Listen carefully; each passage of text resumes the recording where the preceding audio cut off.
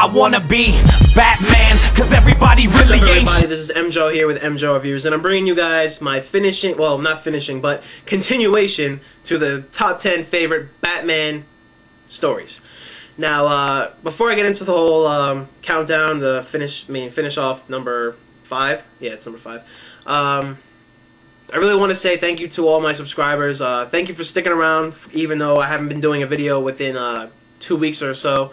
It's really been hard with school and studying and, you know, having day classes and night classes and studying in between. It's really hard to actually find time to actually do the videos. But thank you to all my subscribers for sticking around and, you know, staying faithful and waiting for another video. And thank you for enjoying it, because, you know, without you guys, I probably wouldn't have a reason to be doing this. But, yes, thank you for sticking around. You guys are awesome. And thank you to the new guys who, you know, recently subscribed, even though I haven't done a video. And that's really cool. It's really cool that you guys did that. So, on with the countdown. Shall we do it? Alright, let's do this. My number 5 has actually been something I didn't know if I was going to put it on the lower end of the countdown, like number 1 or number 2 or number 3. But this one I think definitely belongs in number 5 because it's halfway done and it's halfway good and it's halfway bad. Not that I'm saying all the other ones, number 6 all the way to 10, aren't good. It's just this one belongs in number 5 because it's even out. You know, I didn't want to make it my most favorite, but it's one of my favorites. Alright, so let me show you guys which one is my number 5 for the countdown. If you can see it. This is Hush, everybody. 1 and 2. Now, the Hush series, I believe, just came out in the full series, but I've had the 2-part together for, like, ever. So, you know, they just came out with the one with it's together, but I'm not going to do that.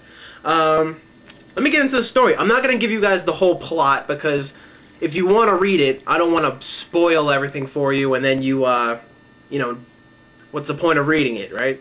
I'm just going to give you guys some main pointers of this book. This book has a lot of twists and turns. Now, I know I say that with most books, but most of the ones on my favorites do have a lot of twists and turns, and that's what I like. I don't like a plot where it's just, like, read out and that's it. You know, if a plot's just, like, totally guessable, I don't really like it that much, unless it has a good storyline. But if it's something where it's twists and turns and it, you know, it keeps you guessing, that's the kind of storyline I like. It keeps you guessing. It keeps you going like, well, wait a minute, I thought that was so-and-so, and I thought this was so-and-so. That's the kind of story that this is right now. Alright, so where should I begin? The beginning, or should I start? Yeah, definitely. Alright, let's do this. At the beginning of this story, you got Batman pursuing Killer Croc. Killer Croc is holding a kid for ransom. Batman brings ransom money. He winds up kicking Killer Croc's ass, I believe. It's been a long time since I read it, but I think he kicks his ass. And then Catwoman steals the money. Then later on, you know, he tracks her down, finds out that Catwoman is under control of Poison Ivy. You know, he winds up getting her out of her, you know, poisonous spell and whatever.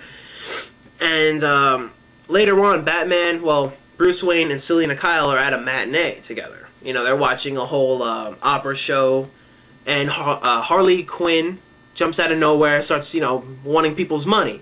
You know, sticking everybody up there because, you know, all the rich people go to matinees. I don't know why they bring thousands of dollars with them to bring them, whatever.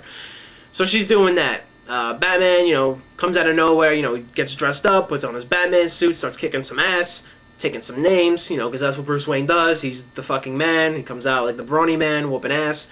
He trails her out to the parking lot. No, not the parking lot. The back alley. Trails her out to the back alley. He finds out that Thomas Elliot.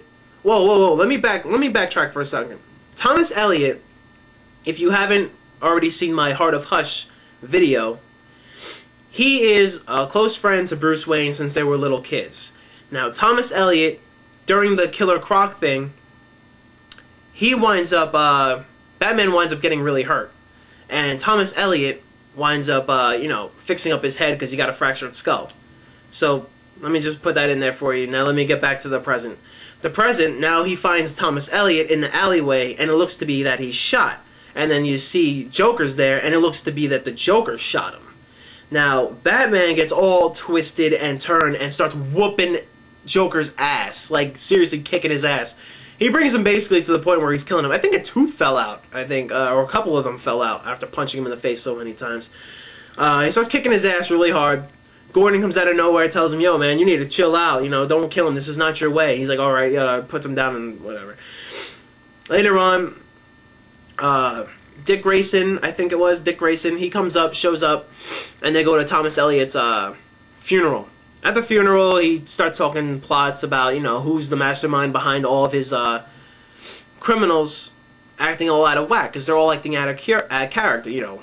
Killer Croc, you got Poison Ivy, you got Joker, Harley Quinn. They're all acting kind of strange and sort of intertwined together, and it's a little conspicuous to him.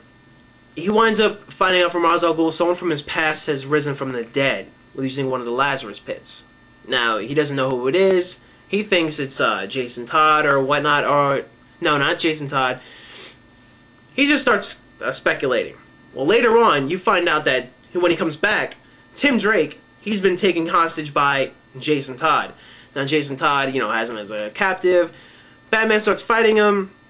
It turns out, I think when it starts raining, it turns out to be Clayface that he's holding up, like over the rooftop, and he starts melting away. So Clayface was imitating Jason Todd. So this is the kind of part, this is the part where it's kind of getting like, okay, what the hell is happening right here? I want to stop there, because the rest of this story is sort of like that, and that's what makes it my top favorite. Also, Hush is one of my favorite, I would have to say one of my favorite villains. Okay, I don't want to say he's my most favorite villain, but he's one of my favorite villains because you never know what's going to happen with Hush, and Hush has all the capabilities of being one of the most crazy masterminds. Not only is Jason Todd one of them, but there's a lot of stuff happening in this book, and I don't really want to ruin it because it's a really good story, and you should definitely read it and pick it up if you want to read into Hush if you haven't already. But this is my number 5. It's definitely worth reading. It's definitely a must-get. Hush 1 and 2. You can buy the single one that's all together and has the cool front, but I have the 2 original ones that are like this. You know, I'm not gonna go out and buy that one now that it came out. I mean, that makes no point.